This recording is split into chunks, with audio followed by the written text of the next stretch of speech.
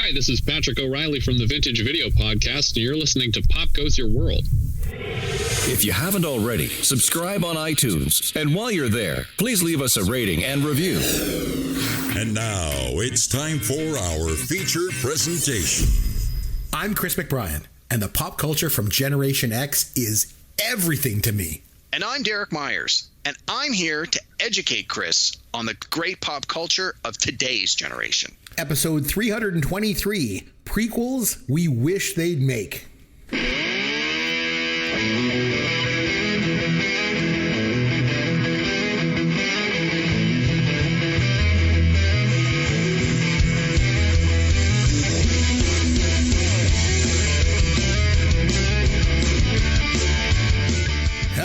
Chris McBride along with Derek Myers, and this is Pop Goes Your World, the pop culture podcast for the generations. Now, this week we decided to take a look at prequels.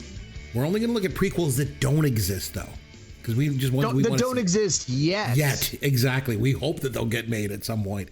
But before we get around to that, Derek, it's been a few weeks, my friend. What pop culture have you been able to get yourself into?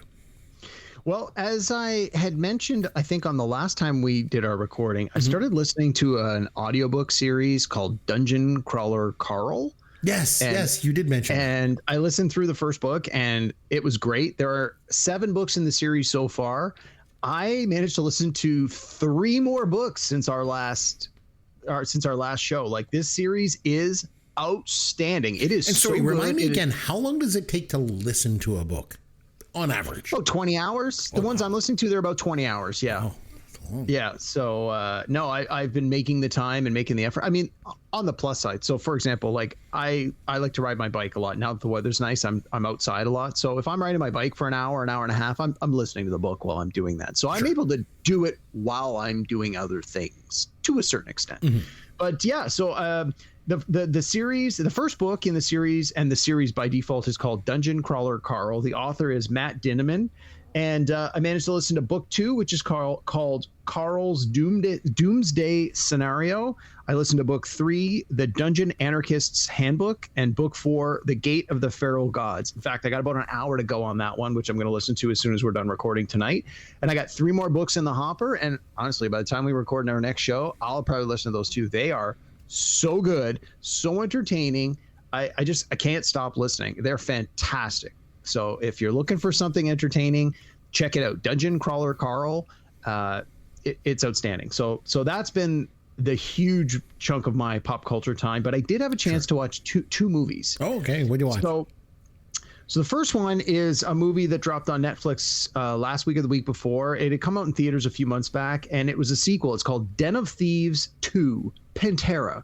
I don't know why the Pantera, but Den of Thieves 1 came out maybe 5 to 10 years ago, and it's a heist movie, and I really enjoyed it, and it's got a really strong following, a really strong fan base. It didn't do well in the theaters, but it did really well when it came out on streaming, and well enough that the studio obviously greenlit the sequel. And no, it's, again, the sequel is another heist movie. It picks up right where the first one left off. If you enjoyed the first one, I didn't think the second one was quite as good, but it was very entertaining. It was long, though. It was like 2 hours 15. I felt it sort of dragged a little bit, but highly entertaining. If you like heist movies, this is a great one. It's brand new on Netflix, so you should have no problem finding it. And then, as I mentioned on many shows in the past, one of the podcasts that I listen to that I really enjoy is called The Rewatchables on the Ringer Podcast Network with Bill Simmons. And so occasionally they'll do a Rewatchables episode on a movie I never heard of. And I thought, okay, well, I'll go watch that movie, hopefully enjoy it, and then listen to their review of it and hopefully enjoy that. It gives me a good, 3 to 4 hours of entertainment. So they dropped an episode a few weeks ago about a movie called Someone to Watch Over Me from 1987, directed by Ridley Scott. It stars Tom Berenger and, oh my God, I can't remember the woman's name right now. And she was married to Tom Cruise, his first wife. Mimi something? Oh, Mimi Kennedy? No, that doesn't sound right. Mimi Rogers. That's it. That sounds right. Yeah. And anyway, yeah. So because they did this Rewatchables episode, I thought, oh, okay, well, I've never heard of this movie. And it just happened to be on the 80s channel. And I like the next day. So I'm like, okay. So I watched it. And it was good. I mean, it was fine. It was definitely very late 80s. But I don't really know what they're going to talk. Like, to me, it did not fall into the rewatchable category. It's not the kind of movie that you're going to watch over and over again. Like, rewatchables that to me are movies like Ghostbusters, where it's like you happen to sit down and turn it on halfway through and you're like, oh, okay, they're just about to fight Slimer for the first time. I'm going to watch. Like, you sit down no matter where it is and you just want to rewatch the movie over and over again. Sure. This movie does not feel like a rewatchable movie. So I'm kind of curious. I'm going to listen to the podcast this weekend, but I mean, I watched the movie. I'm glad I watched the movie. I'd never seen it before, but yeah, I'm kind of curious as to where they go with this podcast. So anyway, that was pretty much the bulk of my pop culture intake over the last couple of weeks. How about you? So I don't think I'm the only person that likes to do this, but I really like to inject movie quotes into my regular life all the time. I'm always dropping movie quotes everywhere I go, it seems. So my wife has taken up yoga recently. And the other day she asked me if I'd like to go with her sometime and try yoga. So I go, yoga, yoga. And she's like, wow, you're really enthusiastic for yoga. And I had to inform her, I was just from Animal House. Belushi from Animal House, before the yoga party, right? And instead of yelling toga, I just yell yoga. Derek, have you ever done yoga? Not on purpose. Okay. So the thing is, like, I had to turn her down. I'm not going to do this. I don't have to try it to know how it would go, because yesterday I bent over to pick up my car keys off the floor, and I know for a fact that I would not be able to do yoga. There's no way. Not more than once. No, definitely not. So that's for sure. So yeah, so I'm just dropping movie quotes I can do. Yoga I can't do, but I can also do this. Here's your dad joke of the week. Derek, I don't know if you heard, but did you hear about the 2 radio antennas that got married? No, I did not. The wedding was just okay, but the reception was incredible. That was terrible. Terrible. Okay. Happy pandemic-versary. Don't be ridiculous. Okay, well then, have I got a show for you? Oh yeah, because I watch that shows so much. I can't wait for you. Oh, that's right up your alley. 30 bags of potato chips and 12 bottles of liquor. So this looks like something that would be up my alley. I'm doing crappy. How you doing? You're like, I'm doing crappy too. I want it to end. I want them all to go to jail. We need to lock you up for telling that joke. I think that would be best. Okay, so this week we decided to take a look at prequels that we'd like to see get made. And I just want to start out by saying, as I'm sure you know, anyone that listens to this podcast, I'm not a huge fan of prequels. I'm just going to put it out there. So it wasn't a huge thing back in my day, young man. I don't know. I feel like the whole idea of like this origin story is like more of a newer thing, post 1989 anyway. That's my delineation point, as you know. Derek, I mean, other than money, what makes prequels any good? So I think we needed to subdivide that. So to your point, a studio will create a prequel rather, because they have a bankable intellectual property that they figure they can continue to milk for more money. So, I mean, that is a strict dollars and cents. But as a moviegoer, as a fan, sometimes some characters, some scenarios, some situations, some movies, it's so good and it's so interesting, and it has such a finality to it that you can't go forward. Like, the story ends. Maybe characters get killed. Maybe the villain gets captured. Maybe the world ends, whatever it might be. And so if you want to continue to build in that world or see those characters, the only other way to go is backwards. Okay. It's not always ideal, because you would think most of the time a creator, a writer would not necessarily envision what happened before this story. They sort of go, this is the story I want to tell. Here's a start, a middle, and an end. And they structure it that way. And if it's any good, you don't need anything else. But occasionally you have these nuggets that are thrown into these films that you're like, I wonder what that was all about. They may not be really important to what's happening right here and now, but reference to things people do in their past make them, like, it humanizes them, right? If you have a drama where 2 characters are supposed to have known each other their whole life, when they get together, they're going to talk about anything and everything, probably things that have happened before the film started, before us, the audience, have joined this story. And it's those kinds of nuggets that I find make for the best prequels. If you're going to go down that path, what are you going to tell us that's significant? Well, if it's something we've already got a kernel of, so let's say Star Wars, for example. In Star Wars, there's, when Princess Leia's hologram talks to Ben Kenobi and she says, you helped my father in the Clone Wars. And the first time you saw that, you're thinking, I wonder what the Clone Wars were all about. It wasn't the most important part of Star Wars, but it was a little kernel, a little nugget that was in the story. So years later, when they were trying to mine that franchise for more stuff, they went, let's look backwards. Let's figure out what all that Clone Wars jazz was all about. So that to me is the appeal of a prequel is there some nugget? Is there some kernel that's in the story you already know that makes you want to look back? Are the characters interesting enough? Is there a mysterious past? Is there a character with a mysterious past that you're like, I really want to know more about this character? Is there, a lot of times you have a growth story, right? You have, again, we'll continue to lean on Star Wars for another example. You have Luke Skywalker, the farm boy who's super naive and doesn't know anything. And Star Wars is his journey, right? He goes from being nobody to being the biggest hero in the galaxy.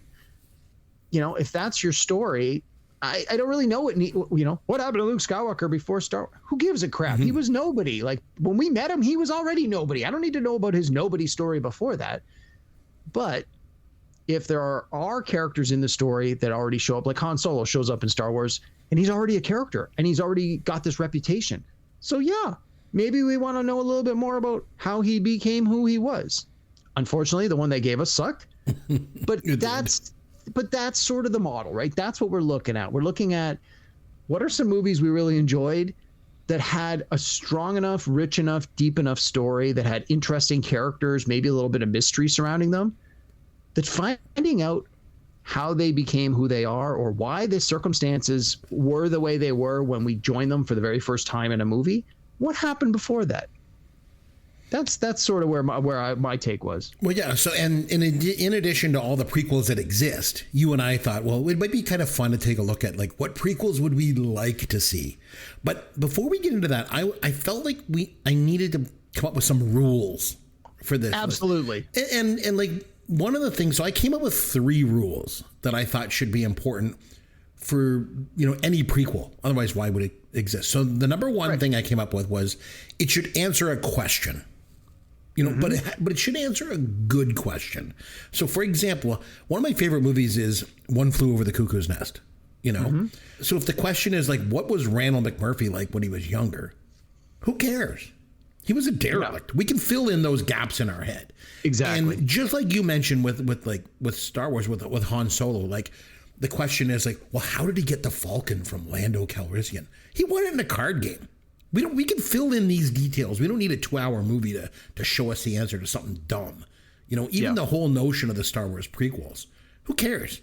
Darth Vader turned evil. We get it. You don't need 3 movies, to show us and then not even get it right. So I think the number one rule for me, it needs to answer a good question. That's one thing, right? The second one for me, it should be a standalone story. Absolutely. Like if you just watch the prequel only, you'd be like, oh, this is a really good movie. Like, that's it. Tells a really good story, whatever. And the number 3 rule for me is there should be some sort of character development.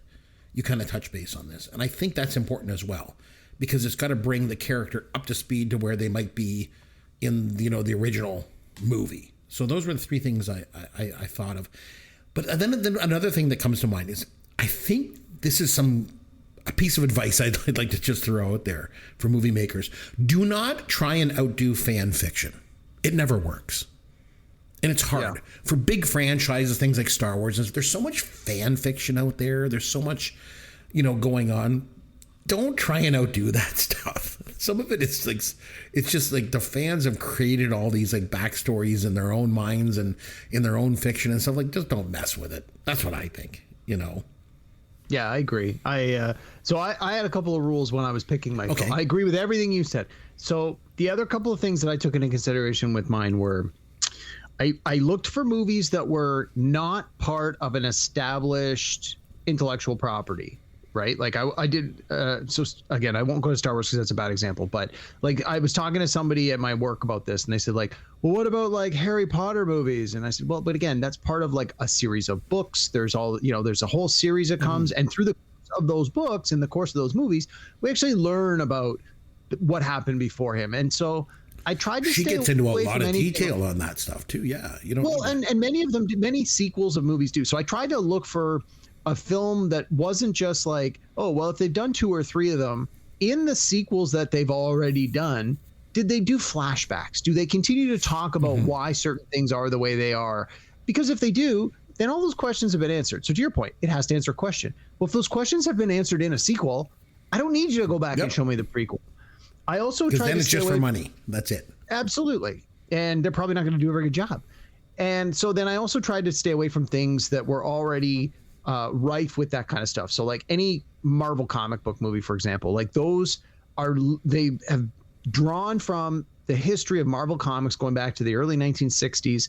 Chances are, if you want to know more about Iron Man and why things are the way they are, Marvel Comics has already covered it. That exists in the fan base of that film franchise, of that IP. They may not have shown it on screen, but the answers are available. So I tried to stay away from things like that. And so again, it shackled me a little bit, but at the same time, it made me try and think a little harder. Mm-hmm. One of the first things I did was I dove in. I think my 3 favorite movies of all time, as you know, are Jaws, Star Wars, and Raiders of the Lost Ark. So I went right to those.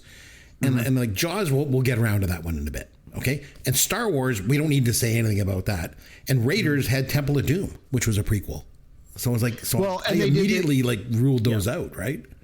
And they did The Adventures of Young Indiana Jones. It was like a 20-episode TV series. Exactly. So again, they've already answered some of those questions, but yeah. Okay, so we decided to do our usual format, which is a top 5 list of the top 5 prequels that we'd like to see them make. So you want to get us kicked off? What's your number 5 prequel that you wish that they would make? Go. Yeah, so I'm going to dive into my list. I'm going to tell you the prequel, and then I'm going to sort of pitch a synopsis of what I think it could be about. Oh, that's good. So, yeah, right? So this number 5 pick, this has got recency bias written all over it because I literally just watched this movie a couple of weeks ago. And I'm looking at the Disney Pixar film, The Incredibles. So I know you haven't seen this one though, right, Chris? Or you haven't seen it in a while? No, I watched it once years ago, but I don't remember much about it. So the premise is they're like at the very beginning of the movie, you see the superheroes getting married. And then the movie flash forwards to like 15 years later, 10 years, 15 years later, and superheroes have been outlawed, and these retired superheroes now have children who are developing superpowers of their own. And then it's the whole family dynamic and your superheroes raising superheroes. And that's like the movie's about a family learning to be a family. They just all happen to have superpowers. And that's great. And then they made a sequel, which was also great, but they didn't go backwards with any of this. And not that I felt they needed to, but I think it would be an interesting prequel because I think for me, again, in the world where there's been 35 or 40 Marvel movies, like superhero movies are big business. People want to see superhero movies, but The Incredibles are a standalone franchise. Like they're not based on comic books or graphic novels. They're not Marvel. They're not DC. They're unique characters created by Disney. I'd like to learn a little more maybe about the age in which superheroes first appeared in this world of The Incredibles. And then the characters we know, Mr. Incredible and Elastigirl and Frozone, like how did they first become superheroes? Like, did they know each other before they got powers? Did they meet each other? Like, was there, we know that Mr. Incredible and Elastigirl eventually get married. Like we see that in the first 5 minutes of the first movie. Well, could it be interesting to see a prequel where they meet each other and they fall in love? Do they do it as regular people who then realize they have superpowers? Do they meet as superheroes? Like, again, it might tread on sort of the old Clark Kent, Lois Lane, Superman sort of thing. Like, do I love him for his superpowers? Do I love him because he's a genuinely good guy? But I think there's still a lot that could be done there. And again, it could still be very family friendly.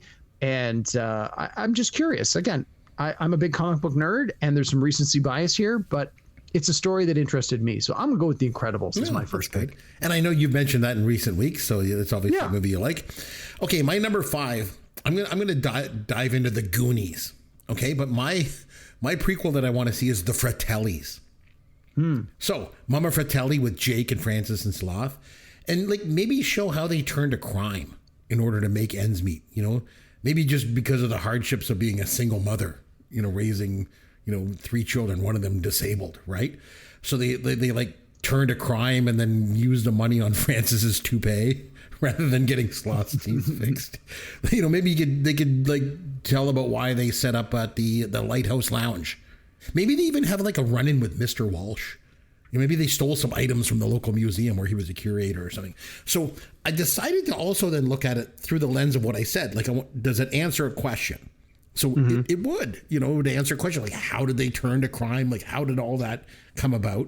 It would be a standalone story, absolutely, about this family, you know, this weird family. And then there'd be some character development as well. And I was even thinking about like, who could be in it? So like Sloth, I feel like John Cena could play Sloth now. And then I don't know about the other brothers, but Mama Fratelli, I want Sydney Sweeney to play it. In this one, Mama Fratelli is hot. Okay, just live with it. It's my prequel. I want Sydney Sweeney in the damn movie. So that's my number 5. On to your number 4. What have you got for us? All right. Wow. I don't know if I can top that. All right. This one's sort of an easy pick, and I need to justify it because it breaks all the rules I talked about earlier. So I'm going with a prequel to John Wick. 2014, Keanu Reeves, John Wick. Now, they have done 3 sequels, because you got John Wick 1, 2, 3, and 4. And they've done a series. So in the John Wick franchise, there's like a hotel that's a safe haven where the assassins can go and they're not allowed to shoot each other. And I understand there's been I think a series or a movie or something where it's like based on the history of the hotel. And that's great. So they are clearly building the world of John Wick through the course of all this stuff.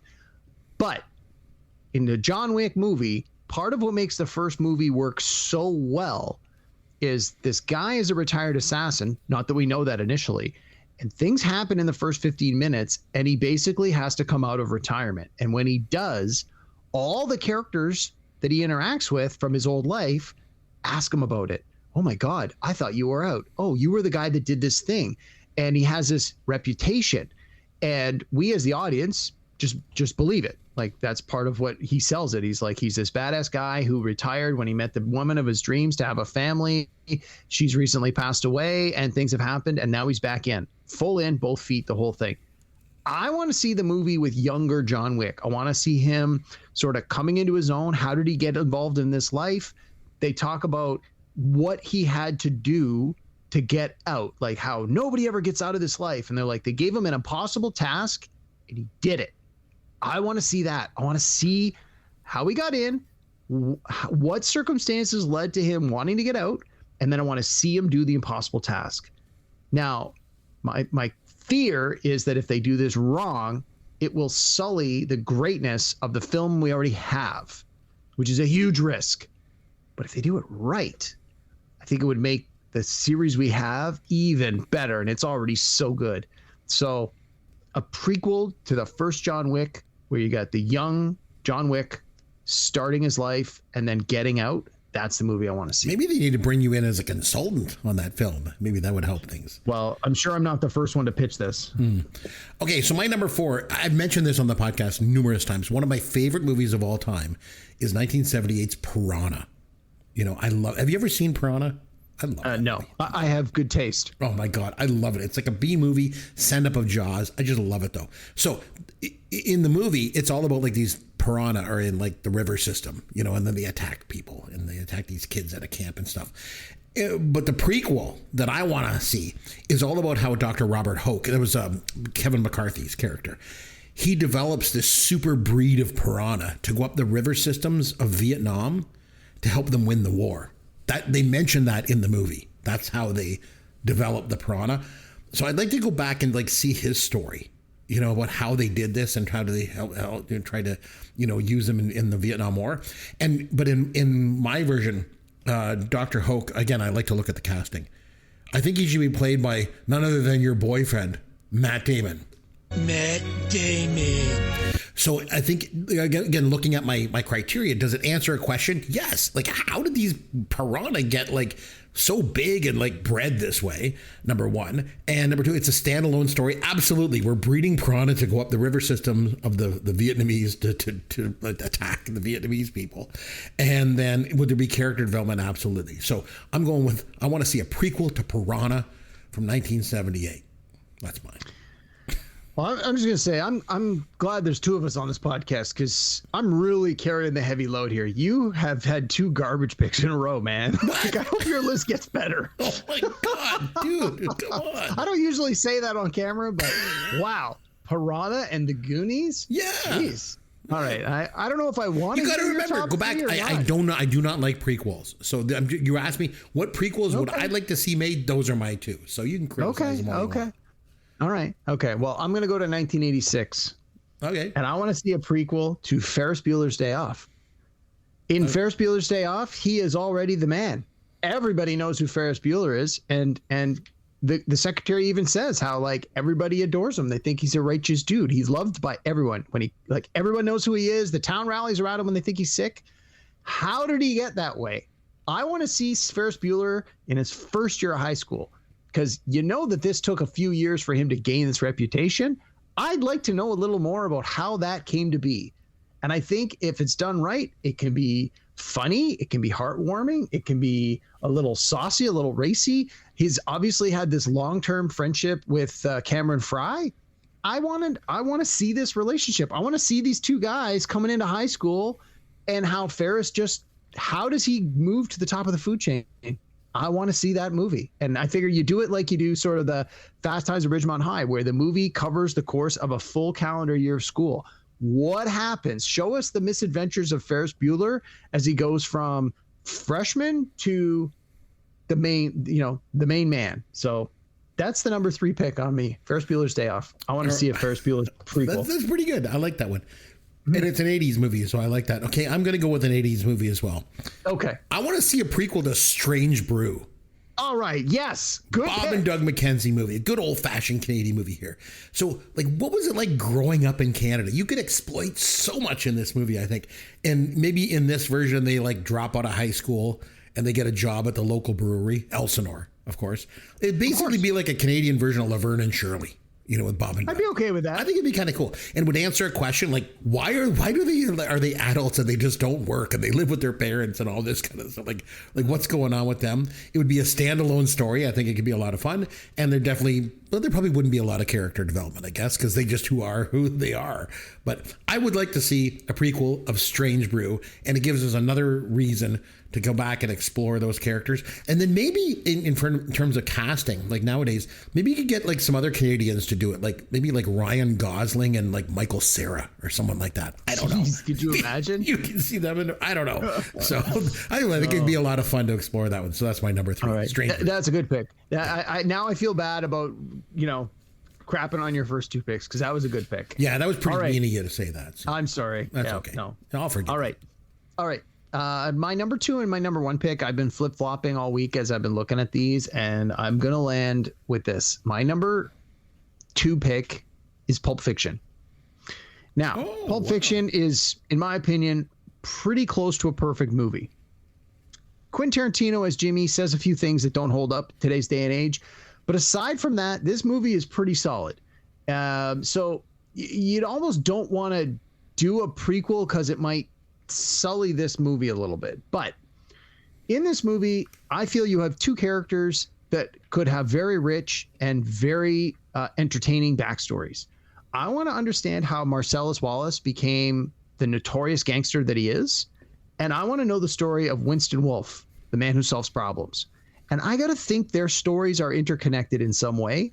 And I think that seeing those 2 rise to power and work together to establish the empire that is already in place when we meet the characters in Pulp Fiction would be great. And if Tarantino could write it, icing on the cake. Like, it's his franchise, it's his characters, it's his dialogue. I think I would pay money to see it. Do I think it's necessary? Well, maybe not, but man, oh man, I'd be the first in line to buy a ticket, and I'm sure it would be fantastic. That's a pretty good one. I like that one. Okay, so my number 2. Derek, I've said this before. We need more comedies these days. There's not enough comedies out there. And I really feel like we need, it'd be neat if we could go back and see another, complete crazy slapstick comedy. Because they just don't exist. It's a lost art form. Maybe Judd Apatow could direct it. I don't know. But I want to see a prequel from the movie Airplane. Okay? and I'm going on the young Dr. Rumack. That's Leslie Nielsen's character. So maybe it's like set in a hospital or something like that. Maybe even like the Ronald Reagan Home for the Mentally Ill from Airplane 2, something like that. I don't know. But I want to see a slapstick comedy, so I'm using this as an opportunity to go back and make another Airplane movie. I would think it's time for us to explore this. Does it answer a question about the movie? Yeah, I guess, like, well, what did he do before he, because he's not a very good doctor, apparently. It would be kind of a standalone story, character development, all that. But mostly it would give us finally another good comedy movie, hopefully, if it's done right. And so if you wanted to go back and make another comedy movie these days, what better intellectual property than Airplane? So the only way to do it, I think, was with a prequel. So that's my number 2. That could work. On a related tangent, I don't know if you've heard, but they've reimagined The Naked Gun, and it stars Liam Neeson as the star of the movie. What are your thoughts on that? Like, I think it could be great. I'm really hoping it works. For those of you that maybe would struggle to see Liam Neeson doing comedy, go on YouTube and look up Liam Neeson, Life's Too Short. Okay, so there's this TV show that Ricky Gervais did called Life's Too Short. I'm sorry, not Ricky Gervais. He was in the scene that I'm thinking of. It was Warwick Davis. So the idea is it's supposed to be kind of like a reality show. Like it's not, right? But it's about Warwick Davis's life. Like what's a regular day in the life of Warwick Davis like? And in the scene with Liam Neeson, Ricky Gervais is in the scene. And so basically Liam Neeson goes to him and basically says, I want to do comedy. And he's like, well, I don't really see you doing comedy. You're more of a dramatic actor. He's like, no, I can do comedy. Let's do some improv right now. And they sit down and they do improv together. It is so funny because Liam Neeson is so straight-laced. It is, which is what that role calls for. To be that whole comedy is all from Airplane, and The Naked Gun is all like straight-laced comedy. So go and look up on YouTube Liam Neeson, Life's Too Short, and enjoy, because it sure is funny. So yeah, there we go. And that's in theaters, is it, or is it? No, I believe it's coming to theaters this summer. I think a trailer dropped a couple of weeks ago, but I know that Liam Neeson's done a lot of work with Seth MacFarlane from Family Guy. Mm-hmm. He's done voices on the show, but he's also done Seth MacFarlane's done a few live movies, and Liam Neeson's been a part of all of them in some way, shape, or form.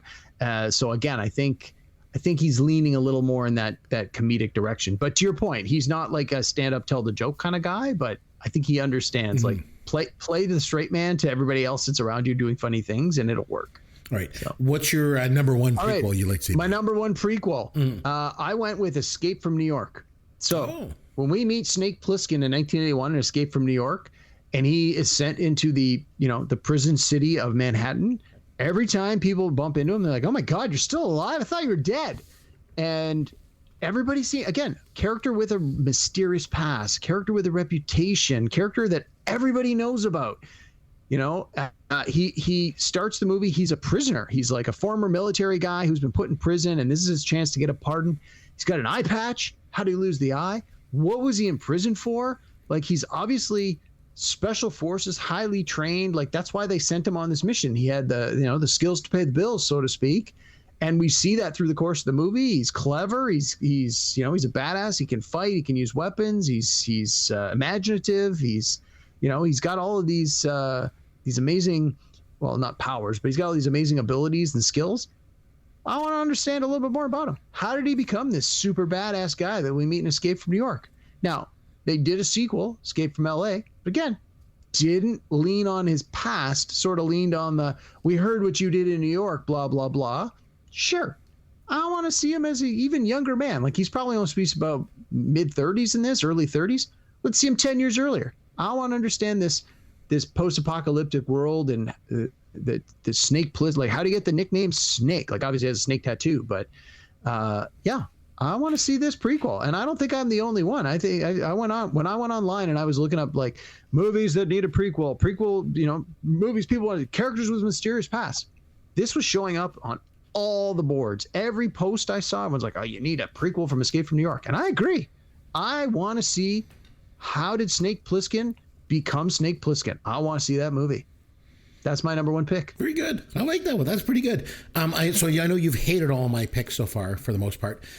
And all my ones I've talked about obviously were like personal movies, like ones that I just liked. These are movies I like, so I just want to see this.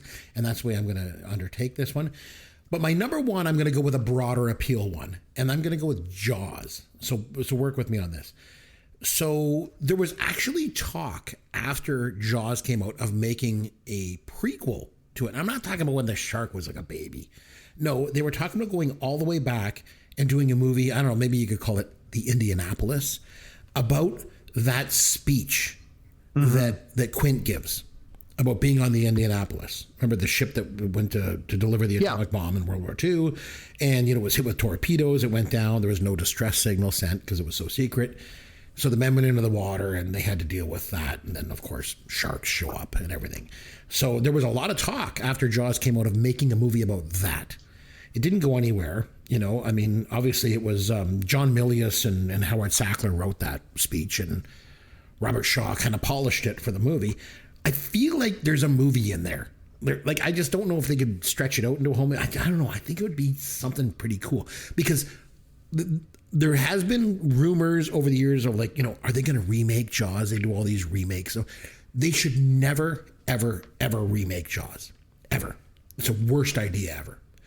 But if you want to tap into that intellectual property, I mean, they did all the way until Jaws of Revenge, which sucked. But if nowadays we want to go back to it, that's the way I think you do it. You do a prequel and you just, go with the Indianapolis. It answers a question about maybe Quint and all the things that, sort of crafted his character and why he ends up the way he is. It's a standalone story for sure. There's a lot of character development. I think it just fits. So that's my number one. Let me ask you this. Yes. I was always under the impression, perhaps mistakenly so, that was a real thing that happened. Was it not? Or was that fiction for the movie? Don't know for sure if that actually happened or not. I'm not sure. I don't know. But it'd be an interesting thing to look at, I think. So fair enough. Yeah, no, I definitely, I think, to your point, you couldn't fill 2 hours with just that, but the buildup of like, who are these characters? Why are they doing what they're doing? And then the tragedy that happens, and then of course now they're in the water, and then the aftermath. No, I think it'd be a great prequel. I think it's a great pick. Interesting. So, all right. So hopefully I redeemed myself somewhat with that one. So you sure did. All right, that's good. After the first ones where I got it criticized, but let's. What do you say we do this? Fun with Caveman. All right, my man. We are going to play a little game here that we've played this one before. Pick the flick. Yeah, pick the flick. You get the synopsis, then pick the flick. You get the year. Pick the flick. We played this game a lot, so you know how it works. I give you the year and the synopsis, and you just got to name the movie. And the common thread we always have. Very simple. They're all prequels. Oh, great. Well, this shouldn't be too hard. You're gonna as I say, overconfidently. Oh, it's so easy. You're going to nail this one, okay? So we're going to start with 2024, okay? The origin story of a renegade warrior before her encounter and team up with Mad Max. Oh, yeah. This was going to be my number one prequel, and then it already got made. This was Mad Max. Wait, do you want the name of the prequel or the original? No, I want the name of the prequel. The prequel was, I think it was just called Mad Max Furiosa, was it not? We'll give it to you. That was Furiosa, a Mad Max saga. Okay. We'll give that to you. All right. Yeah. 2017. Okay. After the Vietnam War, a team of scientists explores an uncharted island in the Pacific, venturing into the domain of the mighty Kong, and must fight to escape a primal Eden. Was that Kong Skull Island? Yes, it was. Very good. Okay, going back to 1974. The early life and career of a mobster in 1920s New York City is portrayed, while his son, Michael, expands and tightens his grip on the family crime syndicate. Yeah. this is The Godfather Part 2. It is very good. Okay. All right, 1984. In 1935, an adventurer is tasked by Indian villagers with reclaiming a rock stolen from them by a secret cult beneath the catacombs of an ancient palace. Well, you mentioned this one earlier. This is Indiana Jones and the Temple of Doom. Yes, it is. Very good. All right, 2016. In a time of conflict, a group of unlikely heroes band together on a mission to steal the plans to the ultimate weapon of destruction. Was that Rogue One, a Star Wars story? Yes. All right, 27. See, you're killing it. So easy, right? Yeah, that's arguably the best prequel that they've made so far. 2017. The crew of a colony ship bound for a remote planet discover an uncharted paradise with a threat beyond their imagination and must attempt a harrowing escape. It sounds like it could be something from the Alien franchise. What was the year again? 2017. No, I don't think it is. I'll say Prometheus, but I don't think that's right. It's Alien Covenant. Covenant. Okay, so I was on the right track. Yep. Again, newer one. A lot of these are newer because, prequels are a newer thing. 2022. Yeah. All right. Naru, a skilled warrior of the Comanche Nation, fights to protect her tribe against one of the first highly evolved predators to land on Earth. Yeah, that one was just called Prey. Oh. It was really good, and they're making a sequel. There you go. All right, 2011. In the 1960s, two superpowered humans work together to find others like them. But one's vengeful pursuit of an ambitious mutant who ruined his life causes a schism to divide them. Was that X-Men First Class? Yes, it was. Absolutely. Okay, 2013. A look at the relationship between Mike Wazowski and James P. Sully Sullivan during their days at college when they weren't necessarily the best of friends. I believe it was called Monsters University or just Monsters U. You got it. Yep. All right, 2023. With dreams of opening a shop in a city renowned for its chocolate, a young and poor boy discovers that the industry is run by a cartel of greedy chocolatiers. I gotta think that's the Charlie and the Chocolate Factory one with Timothy Chalamet. What the hell was it called? It was called, I think it was just called Willy Wonka, wasn't it? Or just Wonka? Yeah, it's Wonka. Okay. And then the last one, 1966. A bounty hunting scam joins two men in an uneasy alliance against a third in a race to find a fortune in gold buried in a remote cemetery. Jeez. What was the year again? 66? 1966. They made a prequel way back then, believe it or not. Wow. I don't know. I have no idea. Tough one. It's The Good, the Bad, and the Ugly, which is a prequel. I've never seen it. It's a prequel to Sergio Leone's spaghetti westerns, Fistful of Dollars and a few dollars more. So, yeah. No, I have it on my PVR. I've never watched it. Tough one. All right. So you did pretty good. I told you do. I did really good. I got 9 out of 11 there. Yeah, you did not bad. So next time we need to do a movie review. So Derek, I know you're not a big fan of horror movies, but there was a big splashy one that was a huge hit all the way back in 1982, back in my wheelhouse. So we're going to go back and we're going to watch it. And we're going to review it here on the podcast. I don't know of too many podcasts out there that have reviewed this movie.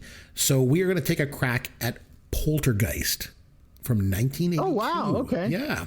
I think they may have remade it for something, but screw the remake. We're watching the original. So it was directed by Tobe Hooper, exec produced by Steven Spielberg. Okay. So I'm not sure where it's streaming or whatever. You might have to rent it or something like that, but we're going to watch Poltergeist and come back and review it. You up for the task?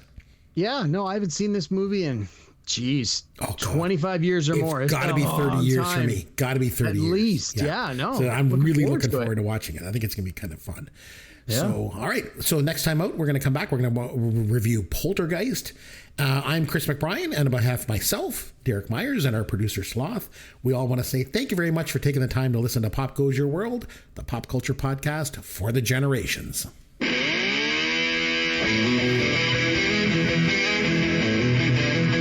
Thanks for listening to Pop Goes Your World. You can contact Chris and Derek at popgoesyourworld.com. Please take a minute and review the podcast on iTunes or wherever you download and listen to the show.